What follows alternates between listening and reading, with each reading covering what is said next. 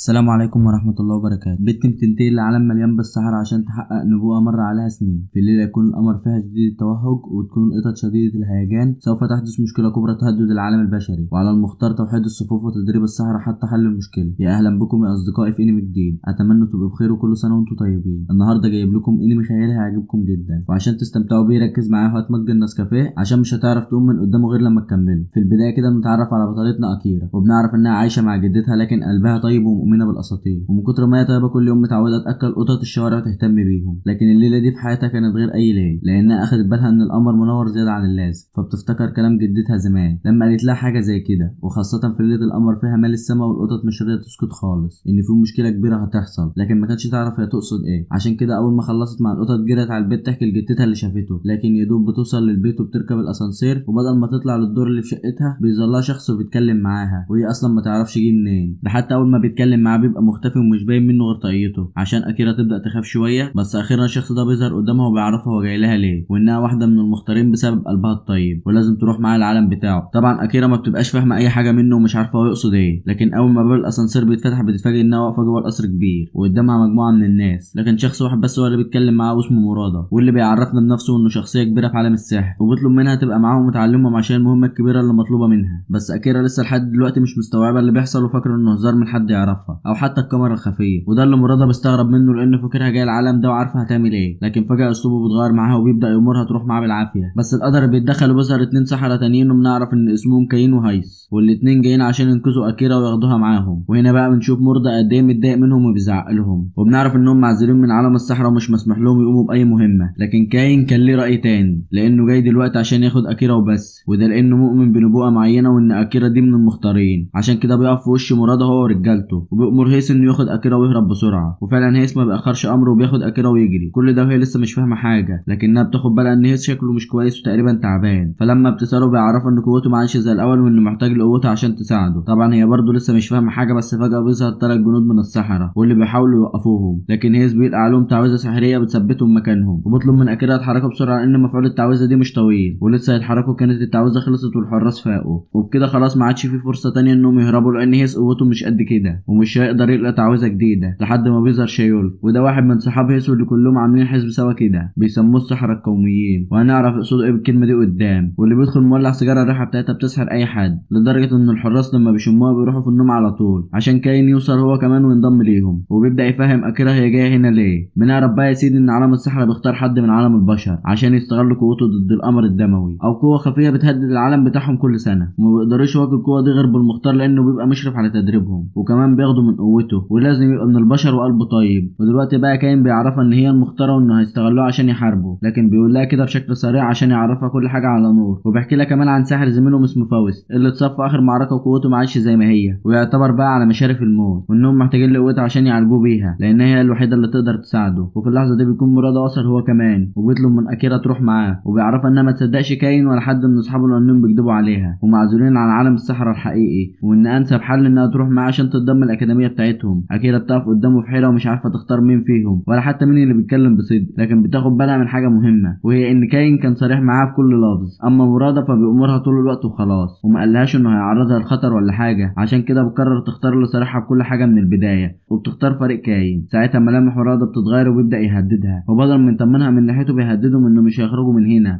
حراسه بيبقى مقويين قلبه لحد ما بيظهر ساحر كمان اسمه مورا واللي بيبقى تبع فريق كاين، وبيسخط مرادة لفرد صغير وحراسه بينيمهم، وبكده مفيش حد هيقدر يقف قدامهم ولا يعطلهم تاني. وساعتها مورا بياخد أكيرا على المكنسة بتاعته اللي بتطلع حقيقة وبتطير زي الأساطير، وأكيرا كانت مبسوطة لأنها دايما كانت بتحلم تجرب الموضوع ده وتطير بيها، بس طول الوقت مش متخيلة النوم في الحقيقة وفاكرة إنها بتحلم. لكن لما بتلاقيش نفسها في بلدها ولا جنب مدينتها حتى بتعرف إن كل اللي حواليها واقع مش خيال، وخلاص بقت قدام الأمر الواقع. فيا ترى بقى هنعمل إيه ولا دورها هيبقى إيه؟ ركز معايا في اللي جاي عشان هبهرك. خلينا بقى نسبقهم نروح للقصر السحرة عشان نتعرف على برادلي والأخين التوأم ومصيرة. أما فوست فكان نايم في السرير تعبان زي ما كاين قال لأكيرا، لكن بيصارع الموت ولو ما لحقوش بدري هيروح منهم، والكل بيبقى قلقان عليهم تقريبا كده عشان بيحبوه، لكن بيبان إنهم بيكرهوه، ومصيرة برضه بيكرههم لأنه بيبقى متضايق ومتعصب طول الوقت عليهم، بس مش هيقدر يعمل حاجة لأن مفيش ساحر موجود في القصر ده إلا وكان مختار للحرب. في اللحظة اللي فوست بيصارع فيها الموت أخيرا أكيرا بتوصل، وأول ما برادلي بيشوفها بيطلب منها تمسك إيده بسرعة وبيقوم قايل تعويذة علاج، ففوست بيرجع يفوق مرة تانية بعد ما كان خلاص هيموت. المهم بعد كل ده برادلي كان عاوز يخرج لانه خلص مهمته، لكن الباقيين مرضوش يسيبوه. وساعتها اكيرا ضربت نفسها بالقلم وهي مش مصدقه اللي بيحصل حواليها ولا حتى الكلام اللي بتسمعه، وايه القدره اللي بيتكلموا عنها، ولا ازاي قدرت تعالج فاوست وتخليه يعيش. كل دي اسئله عماله تدور على بالها ومش حاسه خالص بنفسها، لحد ما التوأمين بيلاحظوا انه مش مصدقه حاجه، فبيقرروا يتطوعوا ياخدوها يحكوا لها على كل حاجه على صراحه ويعرفوها بالمختارين اللي كانوا قبلها. المهم بياخدوها معاهم للمكتبه بتاعتهم وبيدوا لها كتاب سحري موجود في كل المعلومات اللي محتاجاها، لكن الكتاب اللي موجود ده محدش يعرف يقراه غير المختارين بس، عشان كده اكيرا بتقدر تقراه بسهوله. بس كل ما تقرا شويه معلومات عن مختار فيهم ما تصدقش اللي هي فيه، ومن صدمتها من الكلام بتسال عن طريق الرجوع. فالتوأمين بيعرفوا انهم ما يعرفوش يساعدوها في الموضوع ده، وده لانهم مكلفين بحمايتها في العالم بتاعهم، لكن طريق الرجوع ده مش من اختصاصهم. فبتكمل اكيرا قراءتها وساعتها بتقرا كام جمله عن الساحر ارثر اللي كان بيساعد المختارين ويرجعهم للعالم بتاعهم كل فين وفين. وطبعا مش محتاجه اقول لكم انها سالت عليه على طول. فالتوأمين قعدوا يحكوا لها عنه وازاي فاوست بيحبه وكل السحرة بيقدروه في العالم بتاعه، وده بسبب قوته الكبيره وحبه للخير. لكن صعب ان اي حد يقابل ارثر، وده لانه قائد فرسان السحرة ومش اي حد يقابله بالسهوله دي. وبيعرفوها ان الوحيد اللي يقدر يساعدها في الموضوع ده هو كاين، لانه كان شغال معاه قبل كده. المهم اكيرا بتتحمس انها تقابله تاني يوم، وبالتوأمين ينقلوها لاوضتها، فبتصمم تاخد كتاب تعرف منه باقي المعلومات اللي فيه. بعد ما بتخلص بتحس ان شكل القمر كبر عن الاول، واكيد في سر ورا حجمه ده. في نفس الوقت بنشوف مورا وهو قاعد يتغذى في القمر وعمال يقول قصايد في جماله وهو مكتمل، فبيطب شيوركا عليه وبيقول له ان اي حد لو سمعه هيفتكر انه اتجنن، وده ما يليقش ابدا عليه لانه مشهور بحكمته، وما ينفعش ابدا تنتشر عنه الاقاويل بالجنون لانه هيواجه مشاكل كتير. تاني يوم بيروح لكاين بيصحي اكيرا من النوم، لكن لما بتخرج له ما بيقدرش يشوفها لحظات، فبيستغرب اكيرا انه مش شايفها برغم ان ما تعرفش في السحر. وهنا بقى بيصارحها بالحياه وانه عنده عين مش ملكه، وكانت ملك ساحر شرير اسمه اوين. لما دخلوا في مواجهه سوا اوين خلع له عينه وحط له دي مكانها، وده السبب اللي حول عينين الاتنين كل واحد للون مختلف. فبيستغرب اكيرا، بتساله لو كان اتألم ساعتها، فبيعرفها انه في البدايه واجه شويه مشاكل لانه ما كانش بيشوف بالعين دي كويس، لكن واحده واحده بيبدا يتحكم فيها بس لسه ما ملكهاش كامله. وبعدها بياخدها عشان يوصلها لارثر، بس بيطلب منها ياجلوا الموضوع ده شويه لو في نيتها تساعدهم، وبيعرض عليها ان تجند سحرة جدد عشان ييجوا يساعدوهم، وده لانهم خسروا عدد كبير من فريقهم في اخر حرب دخولها ضد القمر. فبتستغرب اكيرا انهم بيحاربوا القمر لكنها بتوافق تساعدهم وتستدعي سحرة تانيين. في نفس الوقت ده بيحصل اعصار ضخم في المدينه وكان هيقتل عدد كبير من الناس، من ضمنهم كان في طفله يقع فوقها سقف بيت، لان الامير ارثر بيظهر وينقذها. واخيرا بنشوف شكله، شعره ابيض وعينه صفرا حاجه كده من بتوع الاجانب. بالليل بتروح للغابه ونشوف واحد من الناس العاديين وهو ماشي يدور على حد ينقذهم، وعمال يفكر في السحرة المختارين اللي لازم يبقوا موجودين ويساعدوهم، لكن في الوقت الحالي مفيش ولا واحد فيهم بيظهر. وساعتها بيقابل ساحر تاني اسمه شينو اللي كان واقف في وجه الاعصار لوحده، فالراجل بيطلب منه المساعده بس الجو كله كان ضباب وما ينفعش يطيروا في الوقت ده، وبيطلب منه شينو انه يكتم نفسه وما يشمش حاجه من الضباب والا هيغمى عليه، لكن الراجل ما بيلحقش ينفذ كلامه مره واحده بيغمى عليه. وساعتها بيظهر دخان احمر وهو رايح ناحيه القمر، فشينو بيقف يتفرج عليه وهو مخضوض ومش عارف ايه اللي بيحصل. وبنعرف بقى ان كل يوم بيقرب من القمر الدموي، الحرب بتقرب اكتر والمواجهه هتتم على كل السحرة، بس المختارين بس هم اللي يقدروا يوقفوا القمر ده ويفوزوا عليه. خلينا نرجع تاني لاكيرا اللي كان من فرحته انها قبلت تساعدهم وتستدعي سحرة تانيين، واخدها وبيجري جوه القصر، بس مفيش اي تغيير حصل لسه. ساعتها شايلكو بيقول له ان الوقت المناسب لسه ما جاش، ولحد ما تيجي الساعه المناسبه لازم يرتاحوا الاول والا هيتعبوا من قوه السحرة الكبيره. فبياخدوها معاهم تاكل وبيفضلوا يتكلموا عن انواع السحر اللي بنعرف انهم 5 انواع: المركزي والشمالي والجنوبي والشرقي والغربي، وكل سحرة من النوع ده مختلف عن التاني خالص وبيتميز بصفات مختلفه، وكل الحاجات دي مكتوبه في الكتب اللي معاها. فاكيرا بيبقى عندها فضول تتعرف على صفاتهم دي وبتجري على اوضتها تفتح الكتاب تقرا فيه. بنعرف بقى ان سحرة النوع المركزي عندهم احساس عالي بالعداله وبيهتموا طول الوقت باصدقائهم ومستعدين يقوموا باعمال صعبه على غيرهم يعملوها. اما سحرة الشرق فبيكرهوا البشر عامه وبيحبوا العزله وما بيتكلموش مع حد، وكل كلامهم بيبقى جد، ما عندهمش حاجه اسمها هزار ابدا. سحرة الغرب بقى مزاجهم برج جوزائي بيتغير بسرعه كبيره وصعب اي حد يقرب منهم، وكلهم بيبقوا غرباء الاطوار. سحرة الجنوب طيبين وبيساعدوا غيرهم دايما وبيتميزوا بالهدوء، لكن المشكله ان قوتهم ضعيفه برغم انهم بيحبوا يحموا غيرهم دايما. ولما كيرا بتقرا عنهم بتبقى حابه تقابل حد منهم. في الوقت ده شايورك بيطب عليها وبيسالها عن اللي بتعمله، فلما بتشوفه بيشتغل بتستغرب، بتساله هو بيشتغل طول الوقت، فبيعرفها انه شغال في حانه لان انقاذ العالم ما بياكلش عيش ولا هيفتح له بيت، وعشان كده لازم يوازن بين حياته العاديه وانقاذ الناس. وبرغم ان ده مرهق شويه لكن مستمتع جدا بحياته. المهم بعد ما بيخلصوا بيجي ميعاد الطقوس اللي يعملوها عشان يستحضروا سحرة تانيين، فبتبدا اكيرا تنفذ الطقوس وبتشرب ميه لونها اسود، والمفروض الميه بتسيب وشم او اثر على ايد كل ساحر طيب عشان يدل على طريقهم ويخليه يتحرك ناحيه القصر اللي هم فيه. فلما بتعرف اكيرا بالموضوع ده ما تبقاش عارفه شكل الوشم ولا ايه اللي بيعمله، لكن شيركو بيشرح لها كل حاجه وبيعرفها ان نور الحكمه هي اللي هتدل كل ساحر اترسم على جسم الوشم ده وخليه يعرف مكانه بسهوله. ولحد اللحظه دي ما تحصل لازم يستنوهم عشان يتجمعوا كلهم سوا وبيبقوا مستمتعين ومستنيين يشوف السحرة الجدد دول من انهي طبيعة بالظبط. فعلا الاوشام بتبدا تتوزع على السحرة في كل مكان، واللي بيعرف انهم من المختارين بيبقى متشجع يسافر في اقرب وقت، لكنهم بيبقوا خايفين بسبب اخر مواجهة حصلت بينهم وبين القمر، لان المرة دي لو خسر المعركة مش هيعرفوا يفوزوا باي معركة تانية. بنرجع مرة تانية للقصر عشان نعرف ان في ساحر تبع مرادة مسكوه وهو بيراقبهم، لكن الساحر ده بيحاول يطمنهم من ناحية وبيعرفهم ان جاي بنفسه مش مرادة اللي بعته. بس باقي السحرة ما كانوش مصدقينه، وخاصة انه ما ينفعش يبقى موجود وسطهم لانه مش من المختارين. لكن المصيبة ان مرادة كان جايب جيش من السحرة وجاي يهجم على القصر، لان حس بالأنا لما حولوا الفار، وكمان عشان ياخد أكيرا معاه بالعافية. ومع ان الكلام ده مش وقته خالص، لكن المعركة اتكتبت عليهم ولازم يواجهوها. المشكلة ان شيركي بيبدأ يطلع نار من ناحية قلبه، وده بيدل على ان الحرب العظيمة قربت وكل واحد فيهم هيتصاب اصابات مخيفة، ومحدش موافق انهم يواجهوا مرادة ورجالته لانهم مش حمل حربين ورا بعض. عشان كده بينقلوا شيركو لبرج الصحراء وبياخدوا أكيرا معاه، بس سحرة مرادة بيهجموا عليهم وبيحرقوا الطريق قدامهم، لولا ان فقسطو بيظهر وبيطفي النار وبيحميهم منهم، واخيرا يقوم بالسلامة عشان ينضموا لهم في الحرب. لكن فجأة بيسمعوا صوت جاي من بعيد وبيعرفوا ان السحرة المختارين بيقربوا منهم، وساعتها بيظهر شينو وكام ساحر تانيين كل واحد فيهم من عالم مختلف عن التاني. هتلاقي من المركزي على الجنوبي على الغربي من كل نوع، وده لان الطقوس اللي اتعملت بتختار انكى انواع السحر ايا كان نوعهم. ولما السحرة دول بيشوفوا الحرب اللي شغالة بيقرروا يحموا أكيرا، لكن شيركو بيعرفهم انهم ما يستهلكوش السحر بتاعهم، وكمان علشان ما يأذوش السحرة زمايلهم، يعني بالبلد كده يضربوهم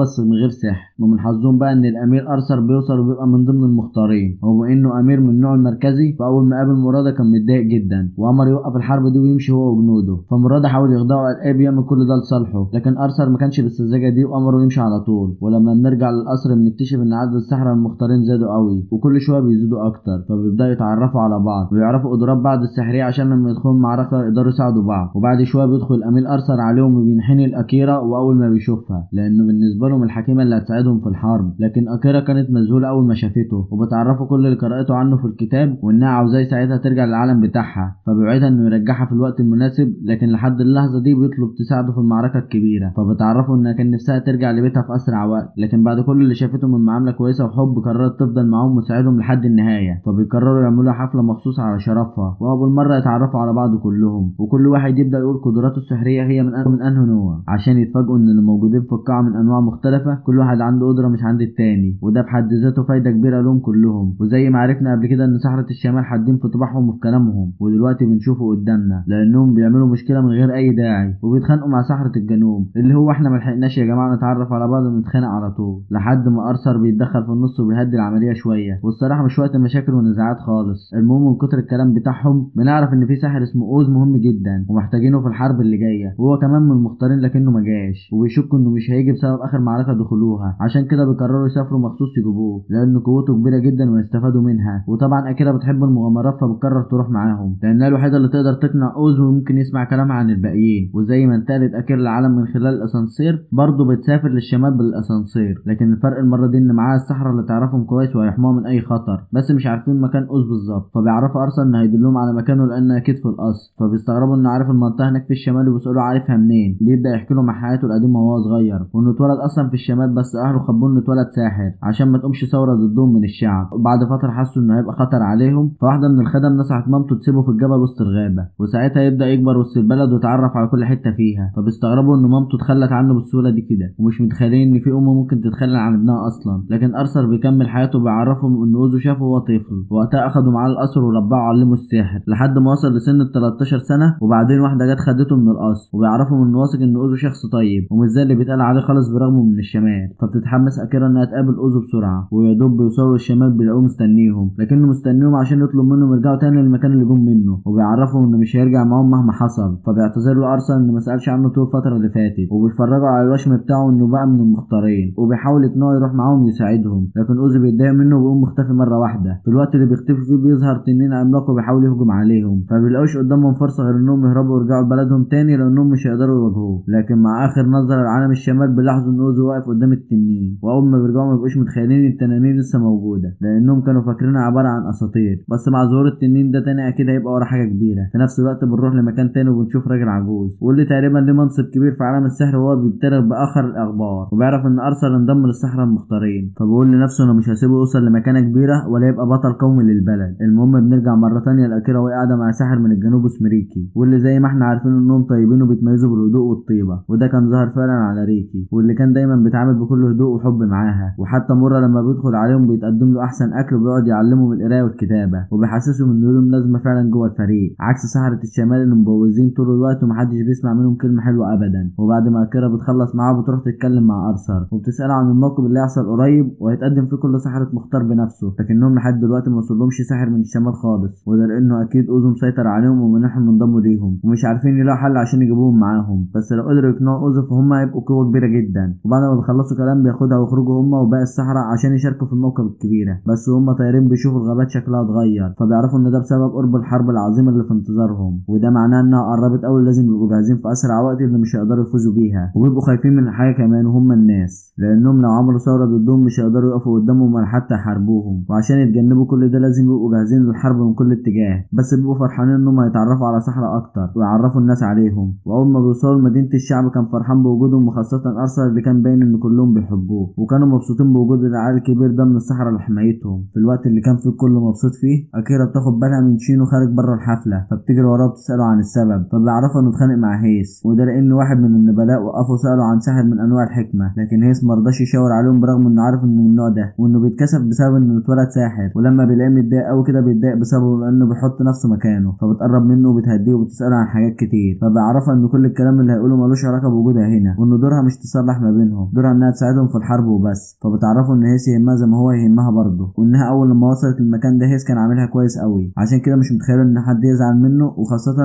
هو لانهم قريبين من بعض. فبيتاثر شينو بكلامها وبيبدا يحكي لها عن نفسه وانه اتولد يتيم وما شافش عيلته ابدا، بس في المقابل عمره ما حس بالوجع ده لانه بيستخدم السحر في تلبيه طلباته، وكان متعود دايما انه مكروه من كل اللي حواليه ومحدش بيحب يقرب منه، حتى لو سمع الكلام ده فبرضه كان بيسمعه من صغره. لحد ما في يوم من الايام في عيله اسمها بلانشيت اتبنته، والعيله دي كانت طيبه جدا وبيعاملوه كويس، والموضوع بالنسبه له كانه عايش في نعيم بالظبط. وفي يوم صاحبه سيده القصر قربت منه وعرفت انه ساحر، وعرفته على هيس اللي كان ساحر زيه، وطلبت منهم انهم يبقوا صحاب. وقتها حس بفرحه كبيره وانه بينتمي للمكان ده، وحتى هيس هو كمان مبسوط بصداقته، وبسبب كده كان حابب يعمل اي حاجه عشان العيله دي يفضل معاهم طول العمر. لكن في الفتره الاخيره هيس بدا يخبي عن الناس انه ساحر، وده لان السيد والسيده اللي ربوهم الناس بقى يتكلموا عليهم وحش، وعشان كده مقرر يبقى بطل ويرجع لهم حقهم من تاني، ويخلوا الكل يبطل كلام عنهم بالوحش، وان يوم ما يبقى كده هيخلي هيس يرفع راسه ويعترف انه ساحر مره تانيه. فبتفرح اكيرا بمشاعره دي وبتقول له خلينا نفوز بالحرب الكبيره الاول وبعدين نعمل اللي انت عاوزه ده، لانك هتبقى ساحر وبطل عظيم وكل هيشهد بيك. وبتعرفوا ان اكيد هيس فخور بيه ومش قادر يبين مشاعره الحقيقيه، وان اكيد في يوم هيعترف له بده بس في الوقت المناسب. على خارجة هيس هو بينادي عليهم عشان يدخلوا يحتفلوا معاهم، فبيغير شينو شكله وبيدخل معاهم وهو ماسك في ايده، فبتلاحظ اكيرا قد ايه بيحبوا بعض وقريبين. المهم لما بيدخلوا بيلاقوا الامير فينيسلت عم ارثر خارج يحتفل معاهم، فبيقابل واحد اسمه نيكلوس اللي بيكون رئيس معمل السحر، وبيطلب من فينيسلت انه يمشي اكيرا من هنا لان اخر معركه شاركوا فيها خسروا بسبب الحكيمه ومش عاوزين يكرروا نفس الغلطه دي تاني. فبيقف ارثر يدافع عن اكيرا وبيمنع نيكلوس يكمل كلامه، لكن نيكلوس بيضايقه اكتر وبيقول له ان اللي بيعمله ده لو كان بفايده كان اوزو زمانه موجود هو سحرة الشمال، وبيعايره انه واقف لوحده وما معهوش حد من الشمال يساعده، وده لقله ثقتهم فيه. لكن اوقات المفاجآت بتحصل، عشان في اللحظه دي بالذات الباب بيتفتح وبيدخل عليهم برادلو ومسيره من بعدهم اوزو، وبيعرفهم ان سحرة الشمال جايين يساعدوا ارثر في الحرب الكبيره. اوزو بيقف قدام نيكلوس وهو بيطلب منه يقول له اعتراضه لو كان عنده كلام لسه، لكن محدش بيقدر يفتح بقه بعدها. وفي نستد بيبقى واقف يكز على اسنانه من الغيظ،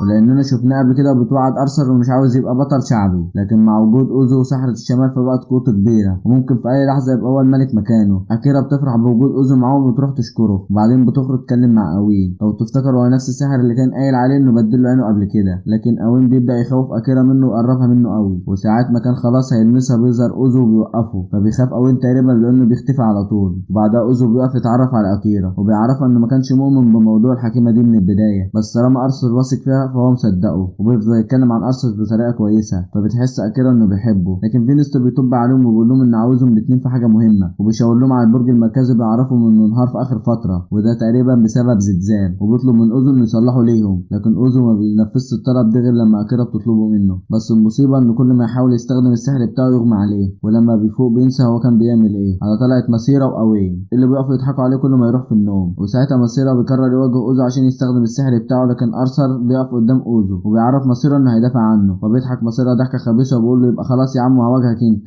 بس اكيرا ما بتسمحلوش يقرب من ارثر، وبتفكره ان كل السحرة اللي موجودين في القصر من المختارين، يعني كلهم بيكلموا بعض، ولو خسر واحد فيهم مش ضامنين هيعوضوه تاني ازاي. لكن بيظهر ساعتها ساحر تاني اسمه فيغارو، واللي بيبقى ساحر من الشمال لكنه اتربى في الجنوب، يعني معاه صفات النوعين، وبيقف قدام مسيرة عشان يمنعه من اللي هيعمله، وهو بيطلب منه ما يحولوش لشخص وحش لانه ما صدق بقى طيب. المهم هم واقفين فجأة بيبصوا يلاقوا نيكلوس بيصلح البرج ومطلع طاقه سحريه كبيره. وقتها فينيس بيقول لهم ان بقوه نيكولوس والعلم سوا ومش هيبقوا محتاجين للصحراء بعد كده، لان قوه العلم كبيره واي حد هيستخدمها هيفوز بيها. وفي وسط كلامه ده فيغورا بيقوم ردد عليه وشرح لكل معنى قوه العلم اللي بيتكلم عليها. وبنعرف ان العلم بيستمد قوته من طاقه بيطلقوا عليها اسم المانه وبتحول الصحراء لحجر بعد موتهم، وان لو الطاقه دي فضلت تزيد هيجي الوقت اللي هتبدا فيه مطارد الصحراء لانهم مش هيبقوا محتاجينهم بعد كده. الجملتين دول بيلفتوا نظر اكيرا جدا لدرجه انها لما بتروح اوضتها بتفضل تفكر في اللي اتقال، وبتحس ان البرج المركزي منهارش بسبب الزلزال ولا حاجه، ده كان بسبب حاجه اكبر من كده. الله، امال مين اللي دمره بقى؟ ساعتها اكيرا بتقرر تخرج للساحه وبتشوف شينو وهو متجه ناحيه المقبره، ولما بتساله بيقول لها انه رايح يدور على الوحش اللي دمر البرج. وفي الوقت اللي متجهين فيه المقابر بنرجع احنا القصر عشان نشوف الساحر ليونكس اللي واقف يتفرج على صوره الملك القديم. ولما رويتال بيساله عن السبب بنعرف ان ليونكس كان عايش في القلعه هنا زمان، وفجاه بيقوم قايل له جمله غريبه حبتين، وهي ليه امرت بحرق صديقك المقرب الوحيد للساحر. وطبعا هو بيوجه سؤاله صوره المالك. المهم بنرجع تاني المقابر وبنشوف اكيرا والباقيين وهم واقفين يتكلموا سوا وجايبين سيره لصوص المقابر اللي بقوا مرعبين في الفتره الاخيره لان الموضوع ما صارش معاهم لسرقه القبور بس، ده ممكن يدفنوا الشخص حي ويسرقوا كل حاجته منه. وبيلاحظوا وجود قبر مفتوح وبيشكوا ان هم،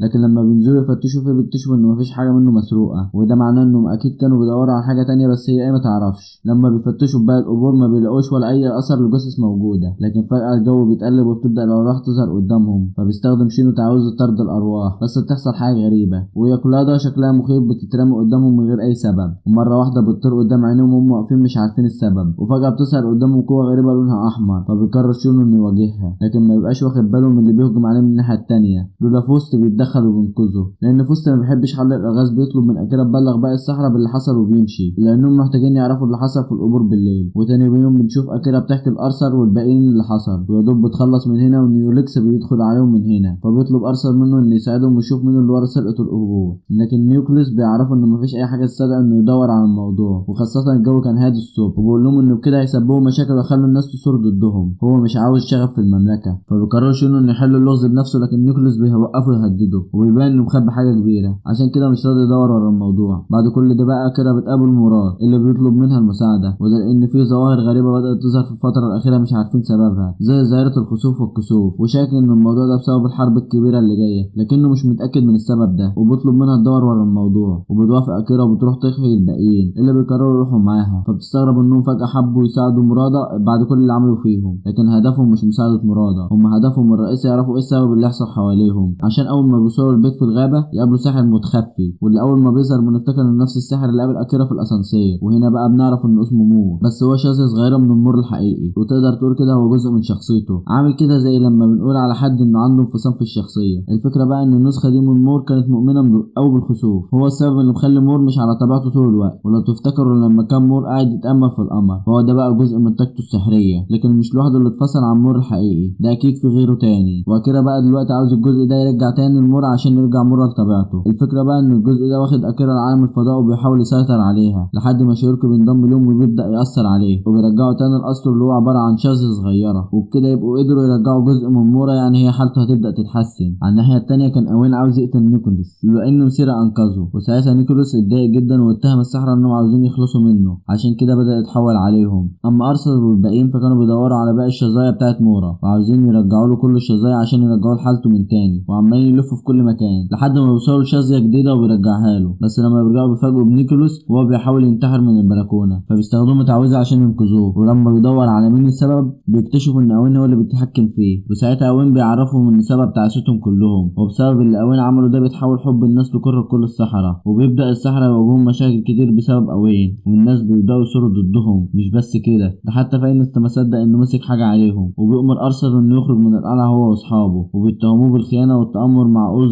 ضد المملكه. لكن وقتها اوز بيظهر في الصوره وبيقرر انه جاي يتحدى فاينس عشان يثبت له انه مش محتاج لارثر عشان يقضي عليه، ولسه هيلقى عليه تعويذه ارثر بيحاول يمنعه، بس لما بيلاقيه هجم خلاص بينقذ فينس ورجالته منه، وكل ده عشان يثبت له ان مفيش حد بيتحكم فيه ولا حاجه، وان كل القرارات دي بياخدها من عقله. ولما اوز بيلاقيه بيدافع عن فينس بيختفي على طول لانه بيحب ارثر ومش عاوز يأذيه. وبالنسبه لفينس فبيبدا يقنع ارثر مش ضد المملكه ولا حاجه، وخاصه ان رجالته شاهدين انه انقذهم كلهم، عشان كده بيسيبوا يعيش جوه القصر، لكن بيأمرهم يقبضوا على اوز اول ما يشوفوه، وبيجروا يدوروا عليه في كل مكان. لكن اوز واقف فوق السطوح بيفتكر اللي حصل، وبالعكس كان مبسوط انه شاف ارثر من قريب، وتحس انه بيحبه زي ما يكون ابنه بالظبط وفرحان باللي بيعمله. اكيرا وقتها كانت بتلف في القصر، ومره واحده لقت اوين واقف قدامها، فكانت عاوزه تعرف هو كان عاوز يخلي نيكولس ينتحر ليه، لكن كان عاوز يسالها عن كام حاجه تانية اهم بالنسبه له، وهي ليه اي شخص بيتحكم فيه بيموت بعدها، وبيسالها لو كان في طريقه يمنع الكلام ده، فبتقف قدامه مش عارفه ترد عليه بحاجه. اما باقي السحرة فبيقرروا انهم يسيبوه القصر ويمشوا، لانهم مش هيرتاحوا في وسط المواجهات دي كلها، وكمان محدش هيسيبهم في حالهم، عشان كده لازم يخلصوا الحرب الاول، لان هي الوحيده اللي هترجع ثقه الناس فيهم تاني. على الناحيه التانية كانت اكيرا واقفه تفكر في كلام اوين ومش لاقيه اجابه غير ان نفسها تنقذ العالم دي باي طريقه، حتى لو كان هيكلفها حياتها لانها اتعلقت بهم جدا. في نفس الوقت كان ارثر بيفتكر ذكرياته وبيسال نفسه سؤال واحد، هو لو ما كانش طلع ساحر كان الناس هيحبوه برضه ويحتاجوه، ولا احتياجهم ليه متوقف على قوته السحريه؟ لكن بالنسبه له فهو مش حابب يعرف الاجابه، لانه بيدور على اصدقاء ليه مش ناس ياخد منهم مصلحه. وبنشوف ساعتها اكيرا وهي حاضنه الكتاب وطالعه تتفرج على القمر، وجواها امنيات كتير نفسها تحققها عشان العالم ده يبقى بخير. وبنروح وقتها لفاوست واللي بيقرر يسيب القلعه ويمشي، لكن كاين بيوقفه ويتكلم معاه وبيطلب منه انه يفضل معاهم بدل ما ينعزل عنهم طول الوقت، وبعد عنهم يسمح للكل انه يتكلم عنه بطريقه مش حلوه، وبعرفه انه ممكن يموت قريب، وقريب ده ما يعرفش هو بعد 50 سنه ولا 5 سنين، لكن كل اللي يعرفه انه محتاج كل اللي بيحبهم حواليه عشان يساعدوه، لانه من غيرهم مش هيقدر يعمل حاجه. في نفس الوقت بنروح لنيكولوس وهو بيهجم على فينس، وباين عليه انه مغيب خالص ومش في وعيه، لكن بيقول جمله واحده بس، انه نفسه يبقى ساحر كبير. ولما بيحاول يقتل فينس بيظهر ارثر وبيزقه بعيد عشان ينقذ عمه من الموت، ودي تاني مره ارثر ينقذ فيها فينس. على الله عد الجمال دي بقى. في الوقت ده بيظهر واحد من البشر اسمه روبين، واللي بسبب انقاذ السحرة ليه عاوز يعرف الدنيا كلها عنهم كويسين ومش زي الاخبار اللي اتنشرت حواليهم منهم دي، وعشان كده قرر يكتب عنهم كتاب مخصوص ويطبعه الالاف النسخ ويوزعها ويعرف الناس حقيقة السحرة وانهم طيبين. ولما اكيرا بتخلص معاه وترجع لاوضتها بتلاقي تلج كتير نازل في الطرقه، فبيظهر ليونكس وبيشوف الوضع، ولما بيسالها التلج جاي منين بتقول انه من اوضه فاوست، فبيجروا هما الاتنين ناحيه اوضته وبيكتشفوا نور طالع من تحت الباب بتاعه، فبيحاولوا يفتحوا الباب لكنهم بيبقوا خايفين يكونوا عامل حاجه السحر يأذيهم، لكن لما ارثر بيوصل بيقدروا يفتحوا الباب بسهوله، وبيكتشفوا ان فاوست نايم وبيحلم بذكرياته القديمه، بس بسبب الحلم ده بيتهيأ كانه على شاشه سينما بالظبط. هو ده السبب اللي خلى الدنيا من حواليه مليانه تلج. ولما بيفوق بتحاول اكيرا تتكلم معاه، لكنه بيبقى متضايق قوي وبيقرر انه يسافر لمكان بعيد عشان يدور على الطالب بتاعه في غيره، ومش هيهدروا بال غير لما يلاقيه. وفي الوقت اللي بيطلعوا يودعوه فيه بيحس بوجود اوين، فبيجري كاين عشان يقبض عليه وبيقدر يثبته. الفكره بقى ان اوين بيبدا ينادي على كاين بالفارس وبيبان انه بيحبه جدا، فكاين بيزعله على اللي عمله فيه زمان وان سبب في كل المشاكل اللي حصلت له، فبيقرر اوين انه يخلع عينه ويرجعها له، لكن كاين بيوصل قوي بيحاول يمنعه، وبنكتشف بقى انه اذى نفسه لما حاول يعمل الحركه دي تاني، لانه مش كل مره هيقدر ينفذها بنفس الطريقه، وبياخدوه معاهم جوه القلعه عشان يعالجوه. فيبان ان اوين كان تحت تاثير السحر، لانه بيظهر وش غير الوش الشراني اللي كان دايما بيظهر بيه. ولما بيسالوه عن اللي عمله فنيكولوس ما يبقاش فاكر اي حاجه خالص، بس ما بيعديش كتير وبيرجع اوين يتغير مره تانية، وكانه تحت تاثير شخصيتين مش عارف يخرج منهم، وبيمسك كاين عشان يخنقه لكنه بيختفي على طول. على الناحيه التانية كان مسيرة قاعد في الساحه، وفجاه اوسو طب عليه. المفروض ان الحرب الكبيره قربت وبيحضروا نفسهم المواجهه المنتظره، بس مسيرة كان عنده فضول يعرف ليه اوزو اتغير وجه ينضم للباقي السحرة، برغم انهم من الشاملين اللي بيحبوش حد يفرض عليهم حاجه، لكن اوزو بيرد عليه وبيعرفه انه مش مجبر يجاوبه وانه بيعمل اللي بيحبه خلاص. في نفس الوقت بنشوف برادلي وهو داخل قصر الخسوف عشان يجمع الحاجات بتاعته، لكنه بيفاجئ بنسر عملاق بيهجم عليه، فبيهرب بسرعه من المكان لانه قوته السحريه مش هتقدر تقف قصاد النسر، وبسبب هروبه فالنسر بيطير وراه ناحيه المدينه، وفجاه الرياح بتتشد والدنيا بتتقلب وكله بقى بيهرب من مكانه عشان نكتشف ان الحرب اخيرا بدات، وبدا معاها ظهور الموتى والاحياء وهم السبب في الرياح الشديده دي، وبتدور معركه كبيره من كل اتجاه، النسر من ناحيه والموتى الاحياء من ناحيه، ده غير الكسوف والخسوف، وكل ده بقى كوم والعدو الداخلي كوم تاني، لانهم بيتفاجئوا بمصيره هو بيطارد شاب صغير وعاوز ياخد منه حجر سحري، بس المشكله ان الحجر موجود جوه بطنه، وده معناه انه هيموت لو مصيره فتحها له، عشان كده بيحاولوا يهربوا الشاب بسرعه لحد ما بتظهر نسخه تانية من مصيره، والاتنين بيتحدوا بعض، وتقريبا كده كل اللي في الانمي عندهم انفصام في الشخصيه. مصيره بتاع الخير بقى بينقذ زمايله السحره وبيختم جوه سحر معين عشان ما يأذوش من النسخه بتاعته. في نفس الوقت بنشوف فينس وهو بيحاول يطرد ارثر من القلعه، لكن بصفه ارثر هو الوارث الشرعي وكمان تم السن القانوني لحكم المملكه، فبيأمر عمه انه يخرج خالص من القلعه، وبعدين بيفكر ازاي ينقذ زمايله السحره بسرعه في الحرب اللي كانوا بيعانوا من كتر الموتى الاحياء بيهجم عليهم. واخيرا بيظهر الوحش اللي دمر البرج واللي بنعرف انه اسمه طائر الظل، ومن ضخامته صعب على اي حد يواجهه. الناس بقى كانوا واثقين في السحر لابعد الحدود، وارثر بيقرر يطلع يواجه مصيره بنفسه، بس قبل ما يتحرك بيوصي اوزو بحمايه اكيرا، فبيفتكر اكيرا وعود السحر اللي قرأته عنهم في الكتاب، وبنعرف ان اي ساحر هيخلف الوعد بتاعه السحر بتاعه هيروح منه على طول، عشان كده بتطمن بوجود اوزو جنبها وان عمره ما يخلف وعده، وخاصه انه بيحب ارثر. بنكتشف بقى ان نيكولوس كان جواه الطائر الظل ده، وكان مستني القمر يكتمل وتيجي الفرصه المناسبه عشان الوحش يطلع من جواه، وده بيبرر لنا هو ليه كان معاند للسحرة من البدايه عشان يفضل نفسه الطريق. لكن المشكله ان هيسو هيس هو كمان بيتحول لنمر وبيهجم عليهم، ومبقوش عارفين هو السبب اللي حوله لنمر، لان كان معاهم من كام يوم كويس وشاكين في الموتى الاحياء او انه اكل حاجه سامه، وبيحاولوا يفوقوه باي طريقه لكن بيهجم عليهم، وساعتها بيظهر اوينو بينقذوا منه وبيخفي الموتى الاحياء كلهم. ولما بيحاولوا يقتلوا هيس هو كمان كان بيمنعه، لكن اوين كان قوته كبيره وقدر يسيطر عليه ويثبته في الارض، وكان باين انه يقدر يتحكم في الوحوش، لكن ما بيرضاش يأذي هيس وبيلقى عليه التعويذه يرجعه لحالته الطبيعيه، وبيعرف كان ان كده ردله الجميل اللي عليه، وبيطلب منه يتكلم عنه بالحلو بعد كده وينسى اخر موقف ما بينهم. في الوقت ده بنشوف ارثر وهو طاير في الجو، والطائر الظل بيجري وراه، لكن في وسط بيوقع الطائر وبيحاول يحبسه جوه المرايه، وبكده ما بيفضلش غير الساحر ابو قبعه اللي كان مصيره واقف قدامه اللي باين على حقيقته اخيرا. وبنكتشف انه كان متشكل على هيئه مصيره ومستغله من الشمال عشان يقدر يدخل وسط الصحراء، لكن دلوقتي بقى كلهم عارفين الحقيقه ومصيره بنفسه واقف قدامه. فوسط بقى كان قادر يوصل للفغوره اخيرا وجايبه عشان يطلع حجر القمر من بطن الشاب، لكن الشاب كان بيعاني بسبب تاثير الحجر عليه وعايز يسيبه جوه طول العمر، بس فغوره بيسيطر عليه وخرجه من بطنه. بنرجع مره تانية للساحر ابو قبعه اللي بيخرج كلبه ب3 رؤوس عشان يهجم على باقي السحرة، لكنهم بيقدروا يسيطروا عليه. ولما الساحر بيلاقي نفسه ضعف قدامهم بيقولوا انه هيرجع لهم تاني، وبيفتح بوابه العالم تاني ويختفي جواها. اما اوزو فكان استخدم قوه اكيرا عشان تساعده في الحرب ضد الطائر، واكيرا ما صدقت يبقى لها دور في الحرب دي، فادته كل قوتها، وده خلى قوته تزيد جدا لدرجه انه قدر يستخدم البرق والرعد وبيهجم بهم على الطائر، وقدر كمان يصلح البرج، وبكده يبقوا قدروا يخلصوا المعركه من غير خسائر كتير وبقوا ابطال في عين الكل. وبعد كل ده بنشوف فينيس بعد ما عرف غلطته بيروح يعتذر لاكيرا والسحرة، وعشان اكيرا طيبه فسامحته على طول. وبعدين طلعت تحيي الشعب مع اصحابها وحست ان حياتها بقت لها قيمه. ولحد هنا بتخلص قصتنا النهارده. ما تنساش تعمل اشتراك في القناه، واتمنى يكون عجبكم الفيديو، واستنوني في فيديو جديد ان شاء الله.